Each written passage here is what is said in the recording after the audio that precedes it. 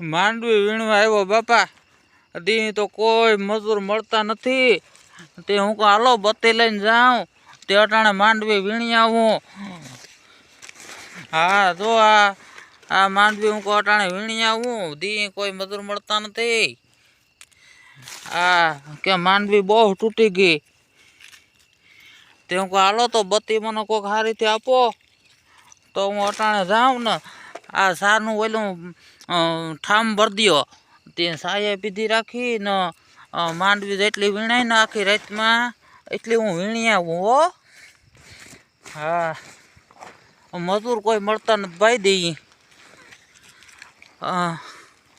અને કરોય તે બહુ પડે દઈએ હાવ. હવે આમાં શરીર થાક્યું કામ થાય નહીં બાપા. હા હા હાલો હું કહું રાતે હું બત્તી લઈને જાઉં ને તે માંડવી વીણી આવું. આ આખા હુતાણામાંથી માંડવી બહુ તૂટી. હા સાંધાનું અંજવારું છે પણ હવે આ મોતિયાની તકલીફ છે ને તે હુસતું નથી બહુ.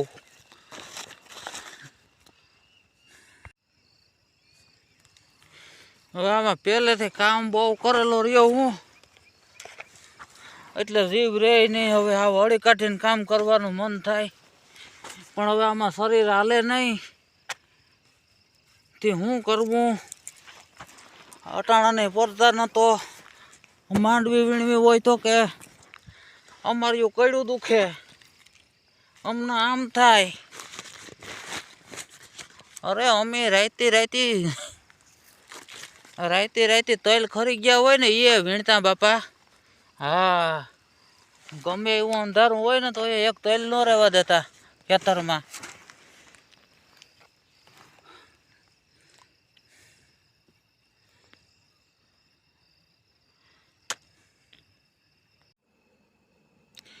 માંડવી વીણવા આવ્યો પણ બહુ વાકું ન વરાણું.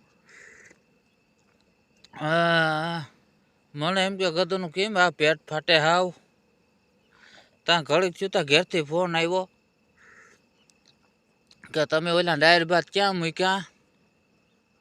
હું કહું એ તો હું બધાય ખાઈ ગયો. મને કહે તો આખા ઘરના હતા. ઓ હું કહું તો હવે માંડવી ન વીણાય હાલો હોઈ જાઉં.